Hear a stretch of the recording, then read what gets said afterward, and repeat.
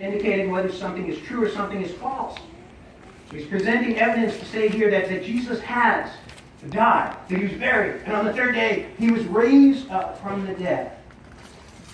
If you've ever heard of Simon Greenleaf, Simon Greenleaf was the head of the Harvard Law School, and he was appointed there in 1846. In fact, Simon Greenleaf put Harvard on the map.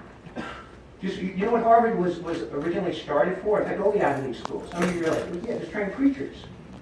And Simon Greenleaf, he really put Harvard on the map as this great teacher. He wrote the treatise of the Law of Evidence that is still used. It's considered one of the greatest books on what's called jurisprudence, on the principles of law that has ever been written. And when Simon Greenleaf was president of Harvard, he set out to disprove the resurrection of Jesus. He was a skeptic. He was a non-believer. And what he did was, with the entire class of that year, they set out to disprove the resurrection. So they gathered all the data and the facts, and it was presented as if in a court of law.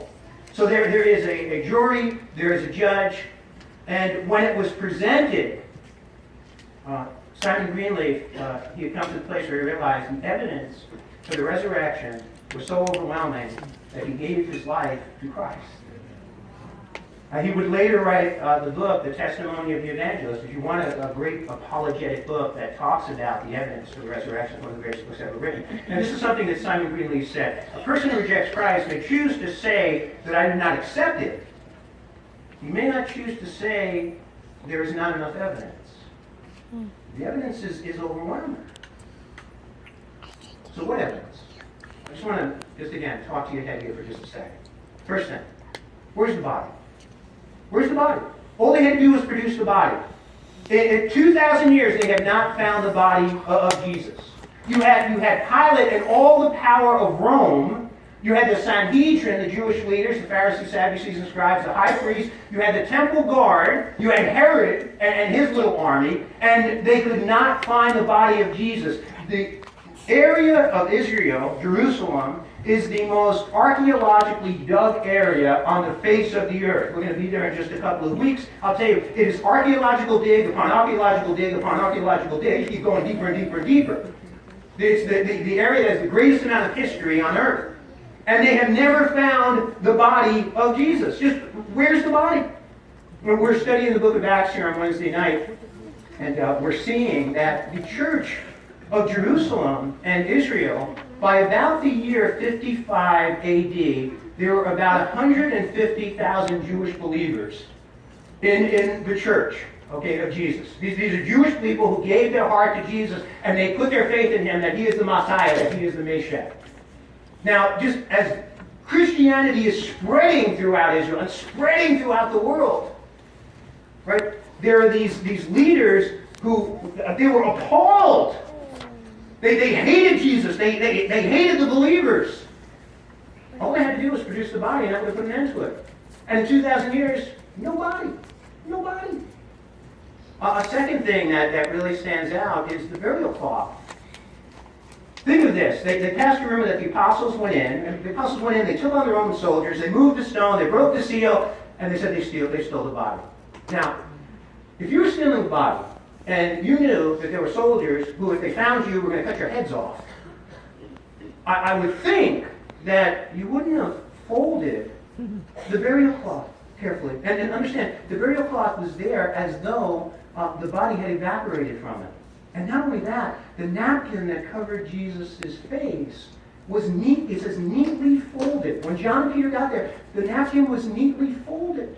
And somebody went through a whole lot of trouble to lay everything out, just so. And there's a beautiful story that goes with the napkin, the facial napkin.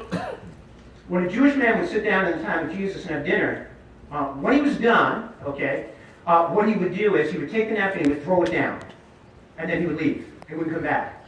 But if he folded the napkin, that was to tell the people around him that he was coming back. The folding of the napkin is a message to us that he is coming back for us. That he's going to come back. Another piece of evidence here is the stone. Who moved the stone?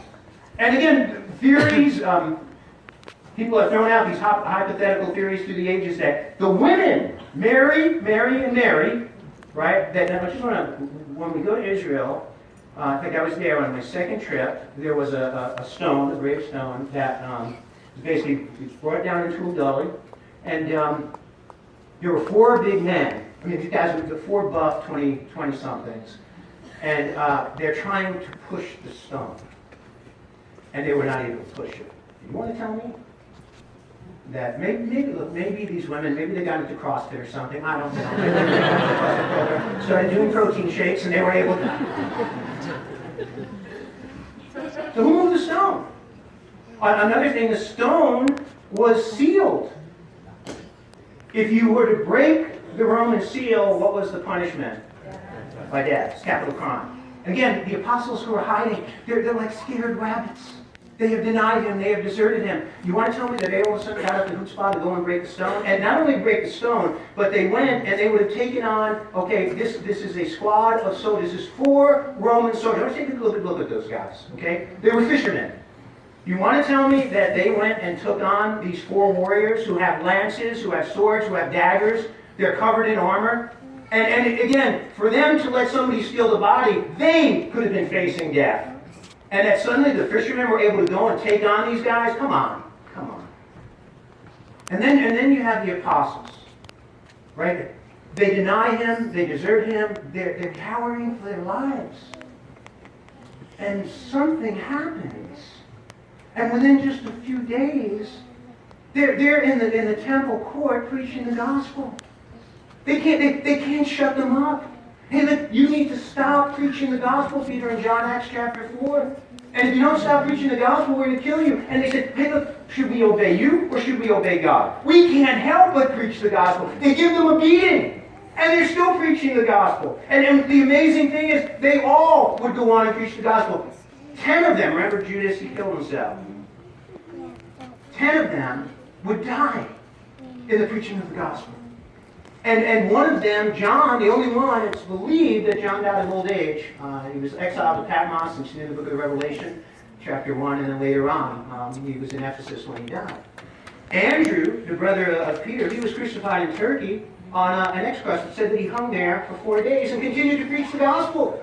And Peter, he went to Rome, and he was crucified upside down. And we have some pretty good history about how each of them was killed in different parts of the world. I just want to say this to you. People will not die for a lie that they know is a lie. People can die for a lie that they believe is true. But no one dies for a lie that they know is a lie. No one in their right mind would ever die for a lie that they know is a lie. And they all went. And they died. Proclaiming that Jesus had been raised from the dead. This is Chuck Colson. If any of you have ever seen All the President's Men, you've seen the movies about Nixon, Frost Nixon, some of these different movies. He was Richard Nixon's right-hand man. He was his top lawyer. And if you know the story of Watergate, when Watergate happened, they're spying on the Democrats, they get found out. They all got together and said, listen, here's the story. Not just people are, right? If you're going to get in trouble. Here's the story. Listen, we all going to stick to the story, right? Nobody's going to spill the beans, right? We're all going to stick to the story.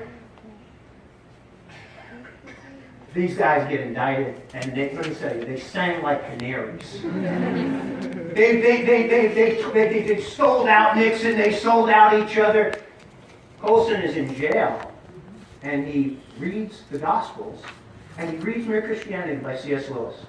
And suddenly he is confronted with the fact that all these guys, they knew it was a lie about Watergate. And as soon as the pressure, and they weren't facing death, they were just facing a short time in jail. But they went to these jails, but they were golf courses. And they all turned on one another. But the apostles, they held their story until the day that they were dead.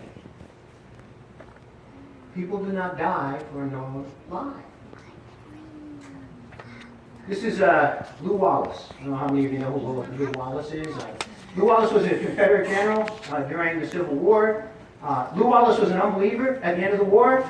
He was bored, and what he did was he set out to disprove Christianity. He wanted to disprove Christianity once and for all, prove that the resurrection never happened. By the way, if you prove the resurrection never happened, that's the end of Christianity. Jesus bet the ranch that he was going to rise from the dead. Over and over and over he said, I'm going to be arrested, I'm going to be beaten, I'm going to be spit on, they're going to crucify me, I'm going to be buried, and on the third day I will rise. Without the resurrection, folks, I don't know about you, I'm not here. So he sets out to disprove the resurrection. After doing all of his research, instead of writing a book that would disprove the resurrection, he writes Ben-Hur, which is the greatest Christian epic that has ever been written. Frank Morrison, he was a reporter, an investigative reporter for the BBC. He too set out to disprove the resurrection. After gathering all the data, he wrote one of the greatest books ever written on the resurrection and became a believer of who moved the stone. You've heard of Josh McDowell. Josh McDowell was a skeptic who set out to disprove the resurrection. He writes evidence that demands a verdict, number one, number two, number three. And more recently, maybe somebody that you would have heard of is Lee Strobel. He's the award-winning legal editor for the Chicago Tribune, set out to disprove the resurrection. He ends up becoming a believer. He writes the case of faith, the case for Christ, the case for the Creator, and the case for grace. So there's evidence. Okay, I wanted to just get that off my chest this morning. Okay? Because it's not evidence that I want to talk to you about today, it's experience. I want to talk to you about experience.